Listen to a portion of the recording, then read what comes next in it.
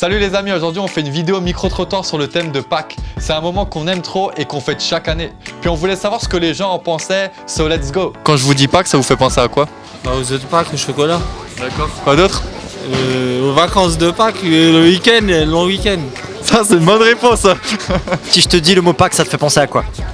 œufs, Ouais, quoi d'autre? poule, lapin, fête religieuse, Chocolat. Quoi d'autre? Très bien. Agneau. Œuf. Au printemps. Au printemps? Au printemps. Pas dire les chocolats, mais presque. Le chocolat, ouais. Ouais. Les œufs de Pâques, les chocolats, D'accord. voilà, chocolat, les œufs de Pâques, l'arbre de Pâques. Pâques, ça me fait penser à Jésus de Nazareth. Déjà, c'est une fête. Hein. Ouais, une fête, quoi d'autre? Il y a les œufs.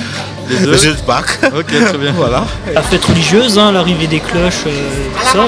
Et après, le folklore avec les lièvres de Pâques et le chocolat. Ah, Pâques, c'est une fête religieuse chez nous. D'accord, ouais. On va partir là. Après, c'est les lapins, les poules, les œufs au chocolat. C'est festif.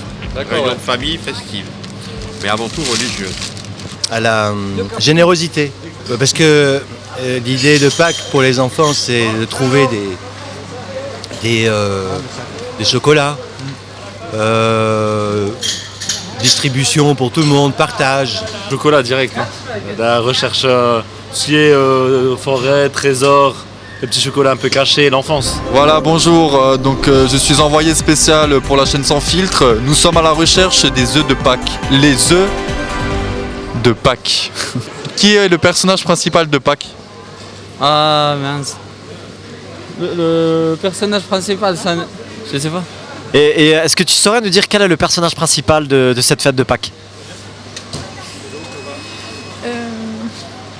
non pas vraiment. Et après, il n'y en a plus des questions comme ça. Hein. Il n'y en a que deux. C'est juste du Personnage principal.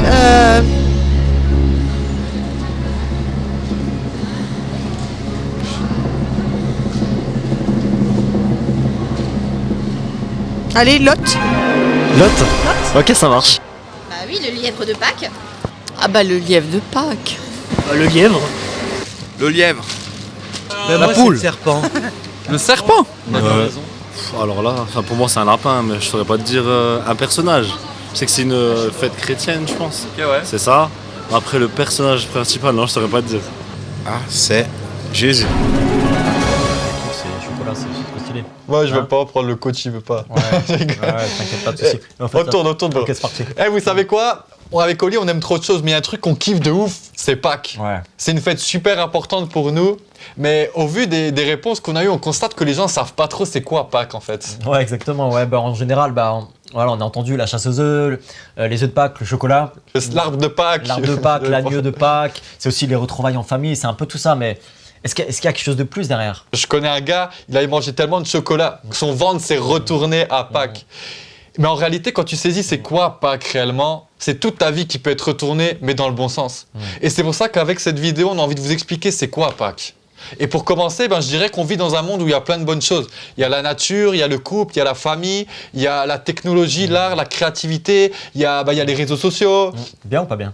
Ça, en fait, on Ça sait dépend, pas. hein.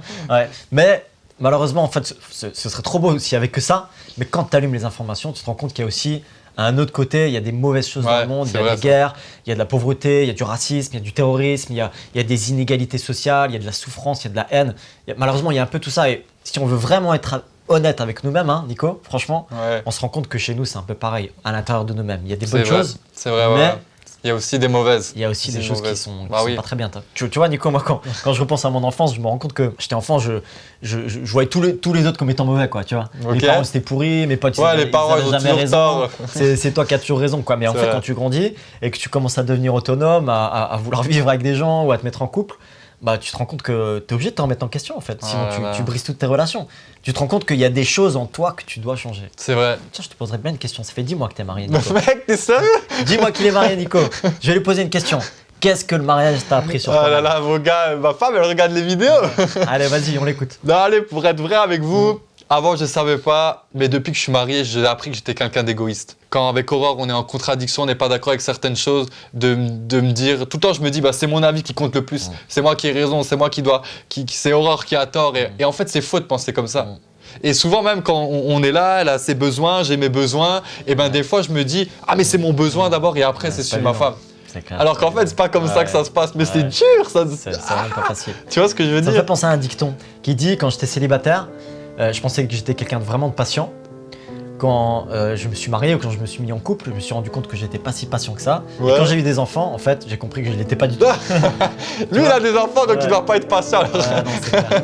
Et puis tu vois, je me souviens d'une phrase que Soprano il a dit, hein, c'est une chanson déjà qu'il a écrite il y a quelques années. D'accord, ouais. Je me souviens de cette phrase où il cite un rappeur, Kerry James, qui dit t'as raison, Kerry, pourquoi on fait du mal à ceux qu'on aime? T'as raison, Kerry, pourquoi on fait du mal à ceux qu'on aime? Si t'es d'accord avec nous, alors Pâques va prendre tout son sens pour toi. Mais si t'es pas d'accord et t'as droit de l'être, faisons juste un deal. C'est le moment d'être authentique et transparent avec soi-même. Mais pause sur la vidéo et repense à tous tes actes, tes pensées, à tout ce que t'aurais pu faire. Repense à toutes les choses que tu as envie de garder secrètes même. Et puis reprends play.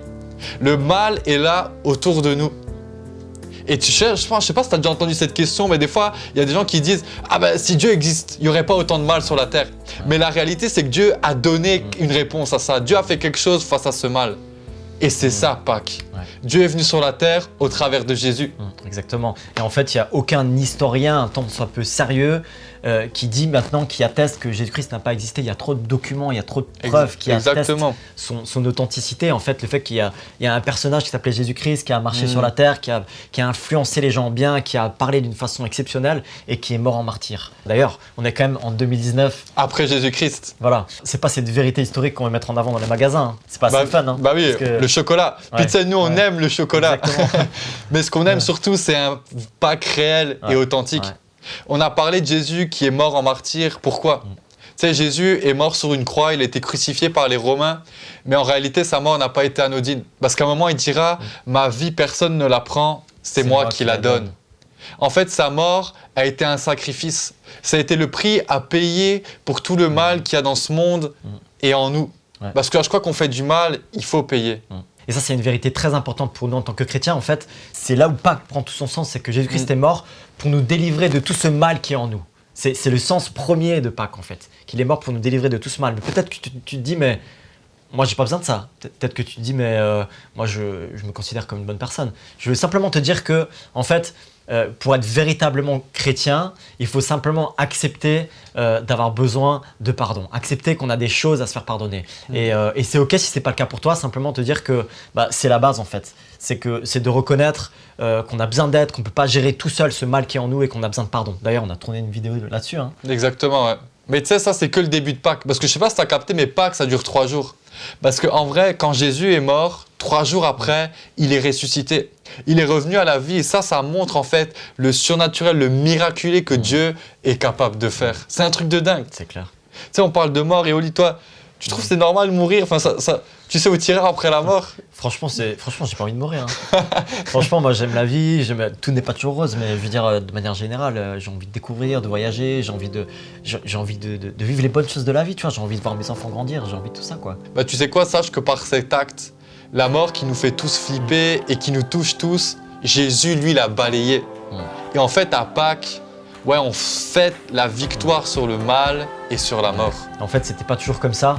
À la base, en fait, l'humanité vivait en harmonie. Tu peux le lire dans la Genèse, dans la Bible. Dieu, en fait, il vivait avec l'homme. Il n'y avait aucun problème. Il n'y avait pas la mort qui existait. Il y avait une relation d'amour entre l'homme et Dieu jusqu'à ce que l'homme décide de se rebeller et de discerner par lui-même, de choisir par lui-même ce qui était bien, ce qui était mal. Et c'est là que ce qu'on appelle le péché, c'est là qu'il est entré dans le monde et que ça a foutu la zone. Et Dieu il a décidé justement de mettre une limite de temps à l'être humain. En fait, Jésus-Christ, il est venu pour rompre cette malédiction. Il est venu pour mourir pour tout le mal qu'il est en nous, mais aussi pour nous délivrer de cette peur de la mort et de cette crainte de savoir où on va aller après la mort, quoi. Et c'est ce qu'il a dit d'ailleurs dans la Bible, hein. Il a dit cette phrase très importante, il a dit « Je suis la résurrection et la vie, celui qui croit en moi ne mourra jamais ». Yes, si tu as d'autres questions sur Pâques, d'autres choses que tu as envie de savoir, écris-nous, on se fera un plaisir de te répondre. Ah bye.